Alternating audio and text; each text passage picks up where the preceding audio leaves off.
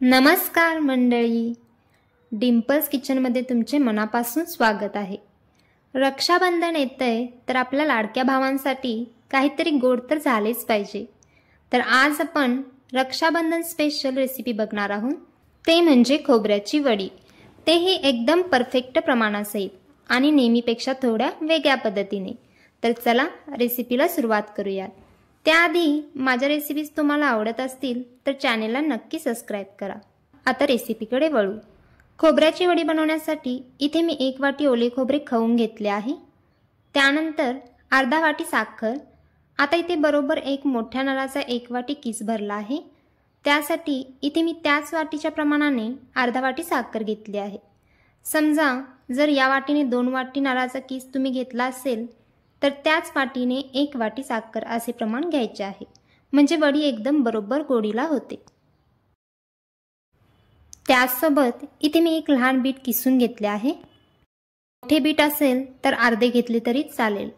त्यानंतर वेलची पावडर, सजावटीसाठी ड्रायफ्रूटचे तुकडे घेतले आहेत। इथे मी बदाम, काजू आणि पिस्त्याचे तुकडे घेतले आहेत। तुमच्या आवडीनुसार कोणतेही वापरले तरी चालेल।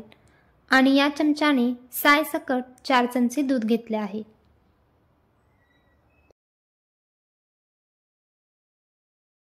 वडीचे मिश्रण बनवण्याआधी पोळपाटला तूप लावून घ्यायचे आहे, म्हणजे नंतर मिश्रण तयार झाले की गडबड होत नाही, पटकन पोळपाटवर घालता येते। पोळपाटच्या जागी तुम्ही ताटाला तूप लावून ठेवले तरी चालेल। आता इथे मी कढईत 1 चमचा तूप घेतले आहे। तुपात आपल्याला खोबऱ्याचा किस आणि बीट दोन्हीही मध्यम आचेवर 2 ते 3 मिनिटांसाठी परतून घ्यायचे आहे।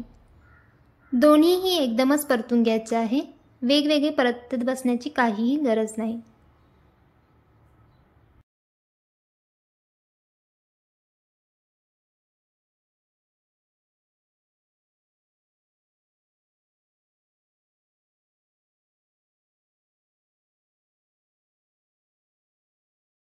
परतून झाल्यानंतर यात आता साखर घालून मिक्स करून घ्यायचे आहे।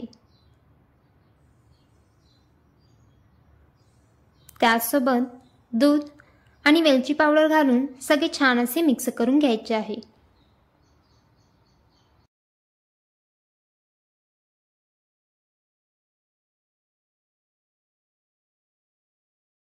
इथे तुम्ही बघू शकता साखर विरघळायला सुरुवात झाली आहे।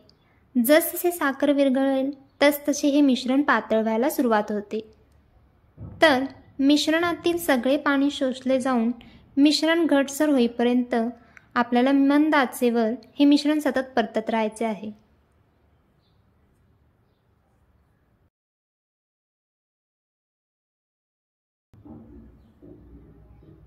हळूहळू मिश्रणाचा दाटसर गोळा तयार होत आहे।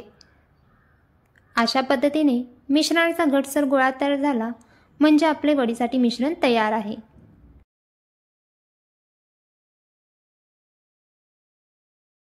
त्यानंतर पटकन हे मिश्रण आपण तूप लावलेल्या पोळपाटावर घालून घ्यायचे आहे आणि चमच्याच्या सहाय्याने ही वडी थापून घ्यायची आहे।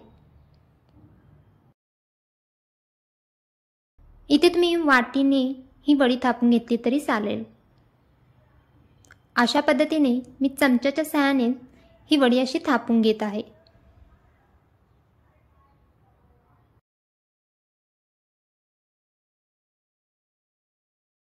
आता सजावटीसाठी वरून ड्रायफ्रूटचे तुकडे घालून घ्यायचे आहेत आणि यालाही सेट करून घ्यायचे आहे।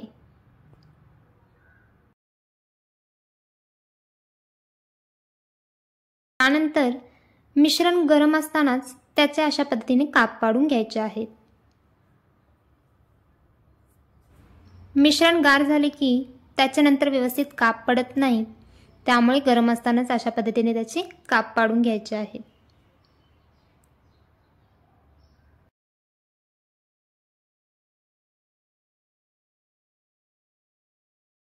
आता हे सेट होण्यासाठी ठेवून देऊ। वडी सेट होऊन थोडा वेळ झाला आहे। आता एक वडी तुम्हाला इथे मी काढून दाखवते। एकदम परफेक्ट अशी खोबऱ्याची वडी तयार आहे। नक्की या रक्षाबंधनसाठी अशा पद्धतीने खोबऱ्याची वडी करून बघा आणि रेसिपी आवडल्यास नक्की लाईक आणि शेअर करा.